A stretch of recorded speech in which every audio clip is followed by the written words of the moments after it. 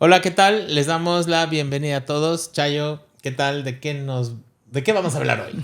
Hola a todos. Hoy vamos a hablar de la alegría. O sea, podríamos llamar el poder de la alegría. Pero habría que definir primero qué es la alegría. Ujú.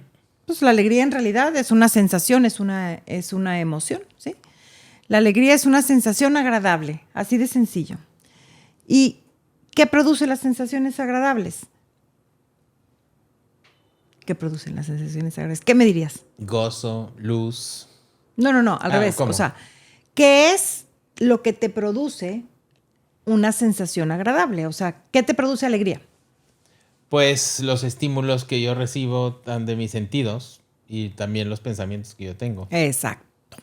Entonces, la alegría es una sensación agradable y a final de cuentas, como hemos hablado en otros episodios, nuestra verdadera naturaleza es luz, es amor, es alegría, es felicidad, quietud, paz. O sea, todas las sensaciones agradables producen luz, lo cual nos dice que si nuestra esencia, nuestra verdadera naturaleza es luz y conciencia, o sea, el alma, pues lo cual nos quiere decir que si nuestra verdadera naturaleza es luz, quiere decir que es un sinónimo de amor, alegría, quietud, paz, todas las sensaciones agradables.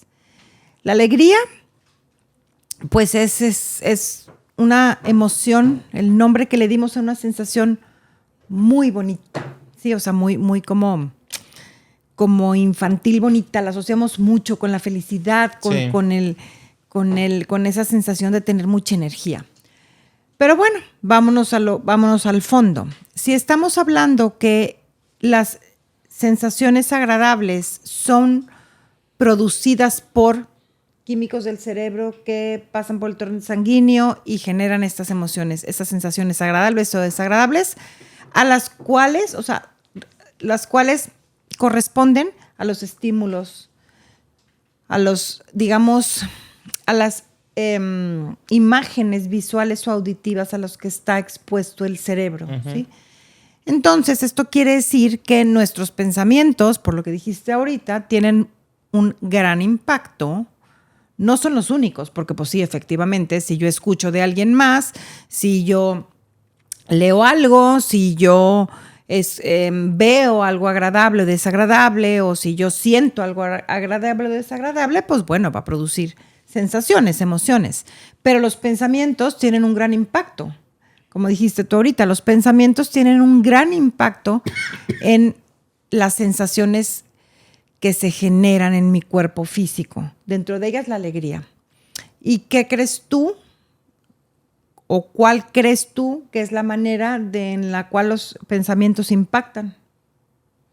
Pues los pensamientos son los que a final de cuentas van a hacer que yo creo que como es la parte más sutil de nosotros, los pensamientos son los que después mandan o empiezan el viaje del dominó para ver qué es lo que voy a hablar y qué es lo que voy a accionar. Entonces son como el cañón que tú apuntas, ¿no? Lo apunto a la derecha o lo apunto a la izquierda y entonces tiras la bala. Y a mí la palabra esta alegría, por ejemplo, me quedé pensando ahora, porque obviamente nosotros aquí les hemos hablado que nosotros vemos a la persona como la combinación de un cuerpo energético espiritual, de uno emocional, de uno físico y uno mental, y evidentemente pues no inventamos el hilo negro, ¿verdad? Muchas tradiciones, sobre todo entre más holísticas sean, reconocen que somos la interacción de diferentes capas. Me quedé pensando, por ejemplo, en el hinduismo, ellos ven las capas muy similar, ¿no? Ellos dicen que tenemos una capa burda que se llama Anamaya Kosha, que es el cuerpo físico. Kosha quiere decir capa, como layer, ¿no? Después viene el Mano Maya Kosha, que es el cuerpo emocional. Después viene el Vijnana Maya Kosha, que es el cuerpo intelectual. Y traigo esto a colación porque el cuarto cuerpo se llama Ananda Maya Kosha, ¿sí? O sea, Ananda es una palabra en sánscrito que quiere decir gozo, ¿no? Que es precisamente esta esencia o este amor incondicional que es omnipresente porque es la fuerza que hace que todo se accione. O sea, yo en realidad en el fondo soy ese gozo. Ese gozo es el haber sido creado a imagen y semejanza de Dios. Y entonces nadie, creo que no dice, todos lo que vimos eso, nunca dijo footnote. No, eres la versión chafa de Dios. No, eres lo mismo.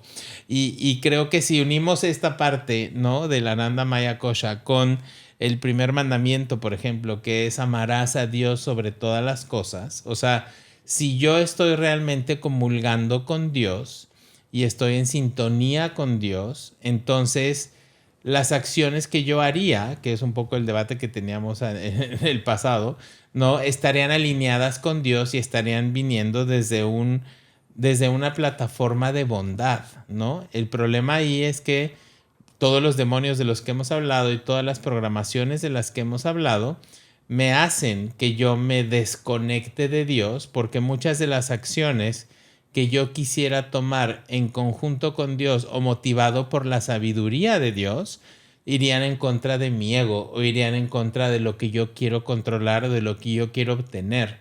Y ahí es cuando surge un problema de tensión o de lucha que, dependiendo entre más me pelee yo en que mi ego, que comparado con el poder superior es chiquito, pues entonces nunca le voy a ganar, ¿no?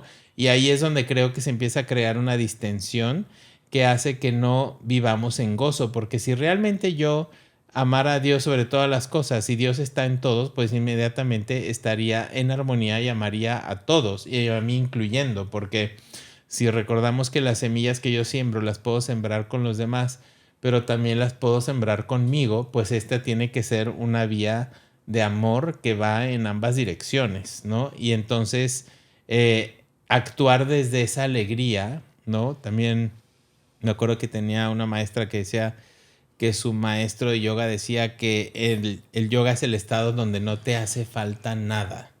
Es este vacío o desconexión que hace generalmente que a mí sienta que me falta algo y que ese algo me lo tiene que dar algo externo, y entonces me la paso buscando afuera lo que debería de empezar a sentir que esa saciedad o ese vacío me lo llena ese ananda, ese gozo. Uh-huh. ¿Y cómo? ¿Cómo se hace eso? Soltando el control.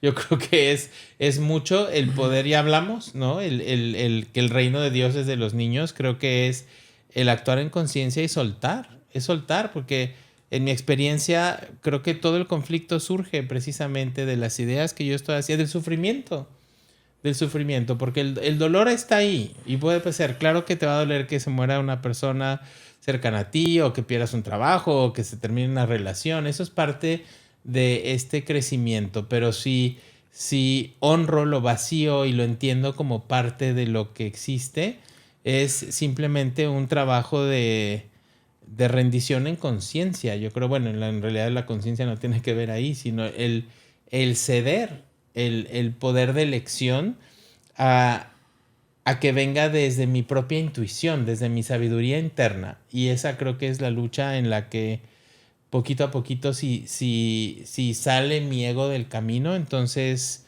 dejas que ese flujo te vaya llevando. Me gusta mucho cómo en el Tao siempre explican que esa fuerza de amor incondicional, o esa fuerza que hace que todo se acomode en un orden perfecto en cada momento, es un flujo que es constantemente cambiante y que está en movimiento, y que la tarea es amar a Dios sobre todas las cosas, o estar con Dios o con el Tao, es no resistirte a ese flujo. Y entonces creo que de esa resistencia es realmente de donde viene todo. Ok. Bueno, lo voy a tratar de decir en mi idioma, o sea, sí. Digamos, viéndolo desde otra perspectiva. Creo yo que efectivamente nuestra verdadera naturaleza es luz, amor, conciencia, alegría. Digo conciencia, bueno, sí. Alegría, felicidad y todo. Si yo creo que las sensaciones agradables son producidas por las imágenes visuales y auditivas, dentro de los cuales está mi pensamiento también, o sea, las imágenes visuales, lo que veo, lo que imagino, lo que recuerdo, porque como hemos hablado antes, el cerebro segrega químicos que pasan por el torrente sanguíneo y generan sensaciones, o sea, emociones. Entonces, la alegría es una de ellas. Entonces, estamos en una continua exposición natural, porque pues sí, o sea, en este plano existencial, espiritualmente no necesito nada, pero en este plano existencial, pues sí, necesito sed, necesito tomar agua, si no mi cuerpo no funciona, necesito alimento, necesito vestido, necesito techo, necesito, etcétera, o sea, cosas materiales. Materiales me refiero naturales. Uh-huh. Digo, no naturales, porque el coche no es natural, pero ni el vestido tampoco, pero me refiero, necesito vestirme, sí, necesito tomarme el frío, etcétera. Entonces, pues estamos en una continua exposición. Estando en este plano, estoy en una continua exposición a sensaciones agradables y desagradables. Creo que es parte de la condición humana y creo que es imposible. O sea, de hecho me gusta mucho comparar con Jesús. O sea, si él, siendo Dios o un hombre iluminado, como le quieran decir, sintió tristeza, alegría, etcétera, creo que el creer que podemos llegar a un estado en donde no se sienta eso, no que tú lo hayas dicho, sino que yo creo que no es humano, no es la condición humana. Entonces, en mi manera de entenderlo, el chiste es cómo yo coopero, o sea, cómo yo ayudo en o sea, con lo que sí está en mi control. Y en mi control sí están mis pensamientos, en mi control. En mi control no está lo que sucede afuera, ¿sí? O lo que otros hacen, lo que escucho de otros, eso no está en mi control, eso yo tengo que soltar. Pero en mis pensamientos sí están mi control. Y los pensamientos es lo que más, es el mayor tiempo con quien estoy dialogando, porque el pensamiento es la voz interna, entonces continuamente estoy hablándome, pues. Y es todo el tiempo, todo el día me la paso conmigo. Entonces, los pensamientos generan emociones. Si yo tengo un pensamiento negativo, va a generar una emoción negativa. Si tengo un pensamiento positivo, va a generar una emoción positiva. El pensamiento, sí, tengo el 100% del control. Entonces, ¿cómo puedo yo estar cooperando, digamos, contribuyendo, tomando la responsabilidad en lo que está en mi control, de estar en alegría, contribuir a mi verdadera naturaleza, sumar alegría, sumar luz? Pues, ¿cómo puedo? Enfocando mis pensamientos en el lado positivo. Ojo, no en el evadir. Una cosa es evadir y creer que todo está bien y pensar, no, todo está maravilloso. Y la otra es enfocarnos en el lado positivo de las cosas. También puedo controlar la manera como hablo, porque la manera como hablo está generando o frustración, o amargura, o enojo, o alegría, o felicidad, o ecuanimidad, o quietud, ¿sí? Si yo estoy hablando, tiendo a hablar con palabras negativas, ¿sí? Voy a tender a estar continuamente en estados de emociones negativas. Si yo tiendo a hablar de una manera con palabras positivas o con palabras, o sea, como me gusta decir mucho, el cómo sí, no el por qué no qué hago mal, cómo hacerle para actuar, para cambiar. Si tiendo a irme a esto, a lo positivo, a cómo sí, y soltar el cómo no, y es que eso está mal, y es que qué barbaridad con todo lo que está pasando. Es cierto que todo lo que está pasando, que lo que está pasando es negativo. Es cierto, voy a poner un ejemplo súper sonso, pero ayer tembló en México DF. Es cierto bueno, ya la Ciudad de México, no México DF. Es cierto que tembló en la Ciudad de México, es una realidad. No voy a evadir no pasó nada. No, sí pasó, tembló, ¿sí? Yo puedo enfocar mis palabras o mi pensamiento en decir, qué mala onda, tiembla cada rato, Chihuahua, no habrá... ahí ya me generó, eso que estoy dando el ejemplo, ya me generó una sensación desagradable. O puedo yo enfocarlo en tembló en México. Qué padre que los edificios ya están todos construidos para que soporten mucho más las cuestiones. Y no estoy evadiendo que tembló en México, simplemente lo estoy enfocando en lados diferentes, ¿sí? Todos los días estamos... digamos, en situaciones en diferentes tipos de situaciones, pero todas las situaciones tienen su lado positivo, todas. Yo puedo haber discutido mucho con mi hija ahora, por decir, y puedo decir, chin, mala onda que discutimos, san se acabó. Qué bueno que ahora tenemos la herramienta de que nos hablamos al rato y al rato platicamos, maravilloso, ¿sí?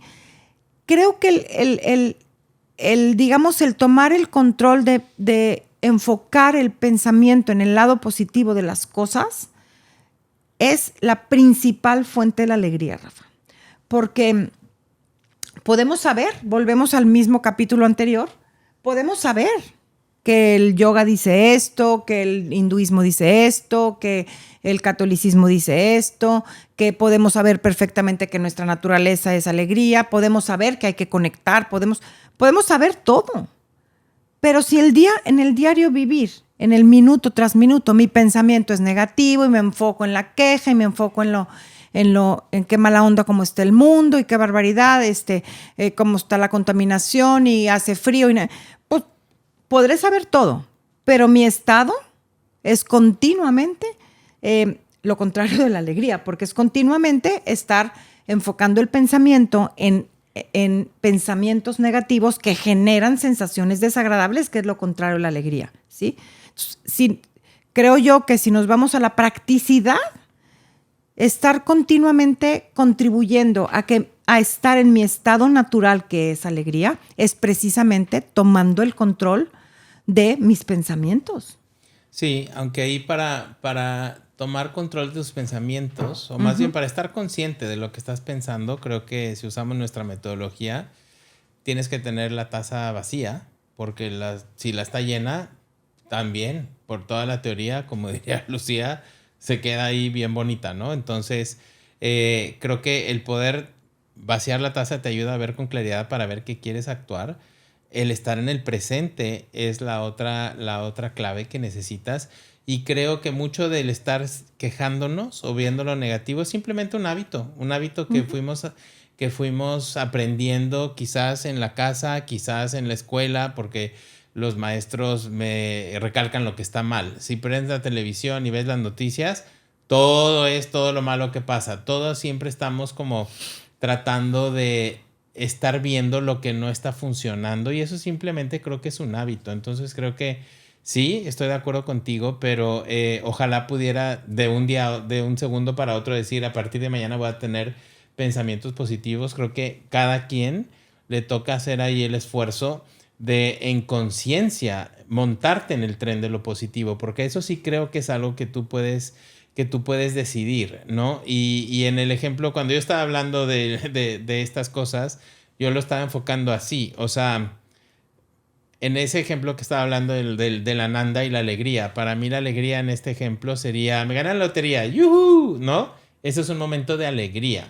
Pero si lo llevamos a un nivel más básico y tomando el ejemplo de lo que tú dijiste en la parte de la vida de Jesús, o sea, si le dijeran, bueno, te va a ayudar Dimas a cargar la cruz 3 segundos, pues eso le daría alegría, es que padre. Pero a lo que voy yo es que si ese gozo que es profundo, que es más allá de la alegría, para mí el ananda, el estar con toda la atención y comulgando con Dios, si usamos la vida de Jesús y el ejemplo, ese ananda es el que lo hacía levantarse cada vez que se caía. Ese ananda era la fuerza que, a pesar de todas las adversidades, él sabía, porque había probado ya en experiencia esa comunión con Dios, ¿no? Que creo que eso es lo que hace a la mayoría de la gente iluminada muy terca, en el sentido de que ya no quitan el dedo del renglón. O sea, si lo vemos en la vida de Siddhartha o de cualquier persona que se da cuenta que o enfatiza que tú eres el que está creando la realidad, o enfatiza que la vía única para poder llegar ahí es el amor. Y creo que para esa parte, en el dejar que Ananda lleve tu vida, o el que Ananda te logre traspasar las adversidades, tiene que ver mucho con la fe educada, ¿no? Que se necesita el poder soltar y actuar, porque sí hubo un momento en el que también pues Jesús dijo, ¿qué pasa, no? ¿Por qué me haces esto?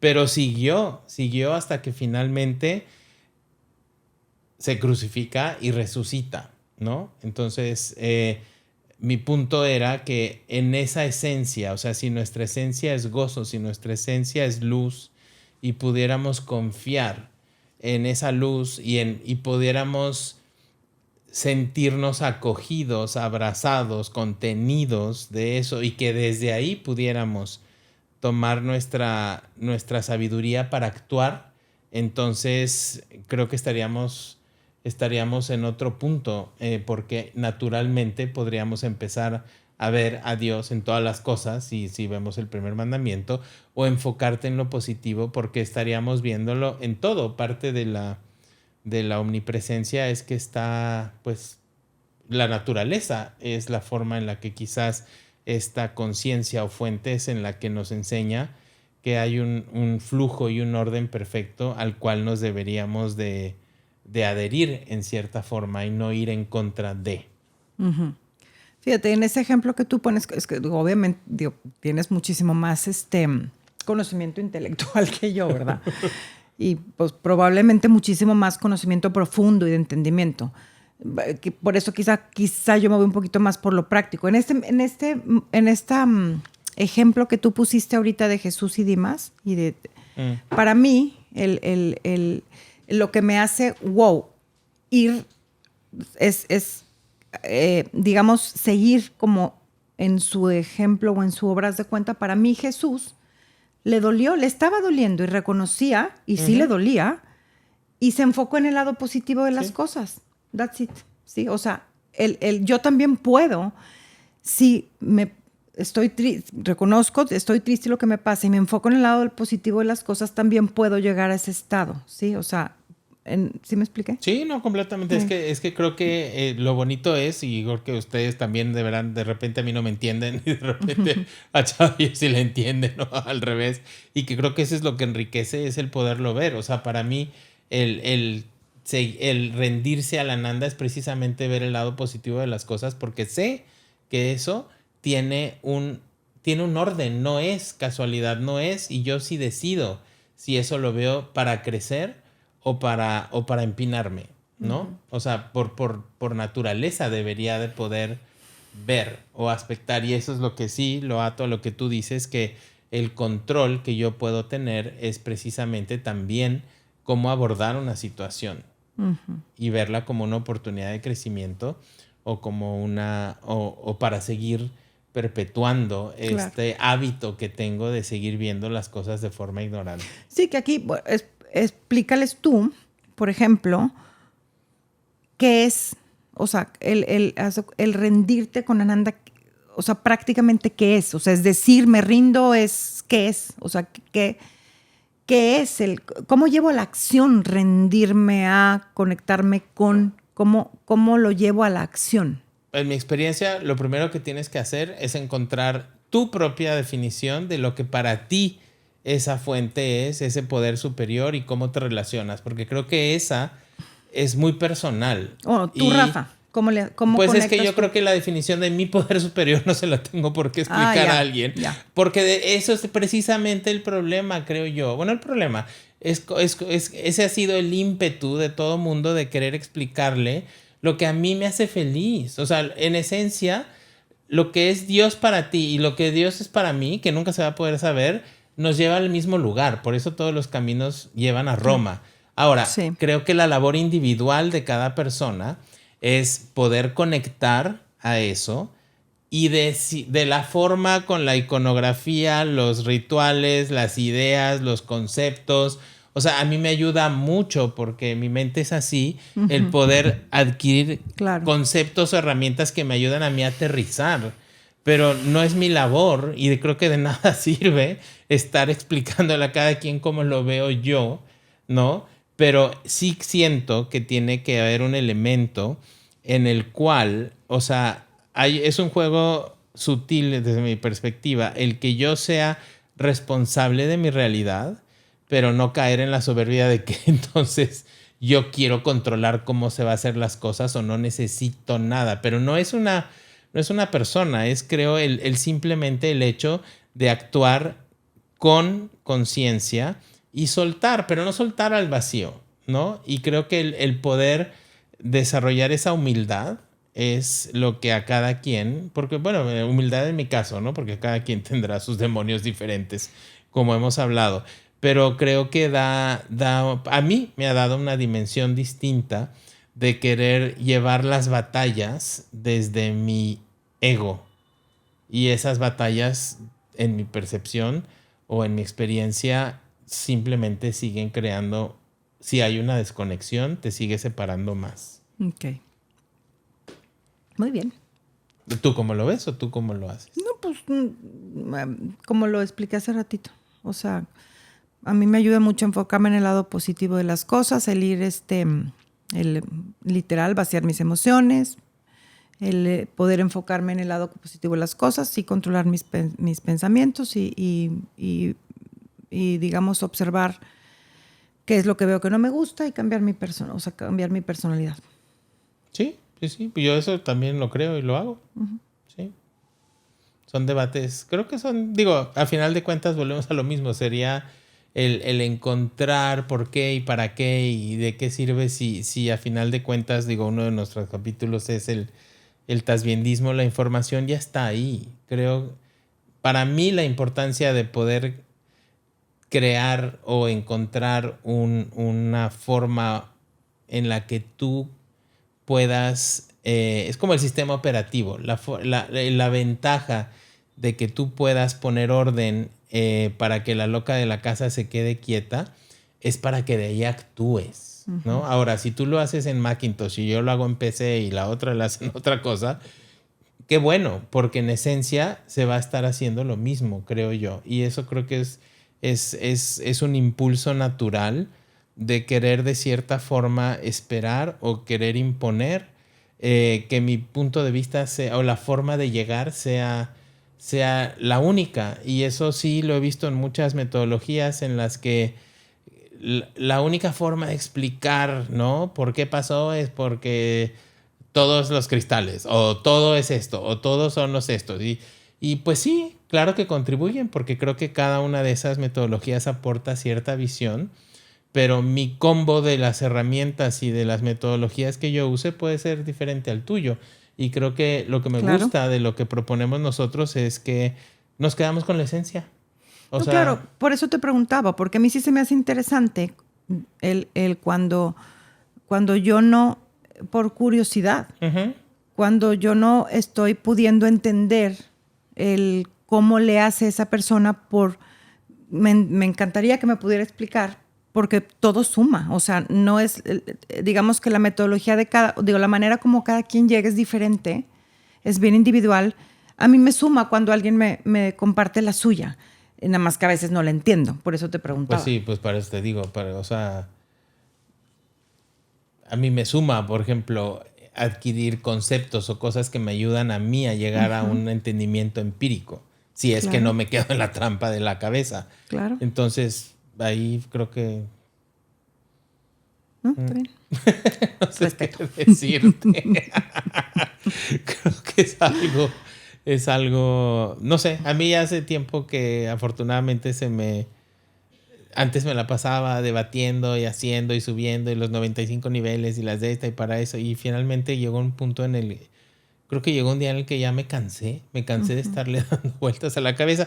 Y sirve, pero creo que me pasó cuando yo me convertí al budismo, pues me entró el síndrome del Mesías, que le decía yo en esa época, hasta que una querida amiga me dijo, oye, a nadie le importa tu budismo, ¿no? Nadie se quiere. Y entonces en ese momento dije, tiene toda la razón. ¿Por qué no mejor me pongo a practicar lo que a mí me sirve? Y entonces eso lo empiezas a vivir o lo tratas de vivir, que a final de cuentas, si yo viviera, ahorita ya no soy ningún ismo, ¿no? Pero cualquier persona que lo viva y sea congruente, creo que inmediatamente encontraría una afinidad o no desarmonía con la convivencia con otra persona. Pero eso es mi muy particular punto de vista. Muy bien. Muchas gracias. Nos vemos en A el ver si próximo no nos confundimos capítulo. más. Quédense en alegría. Ok. Gracias.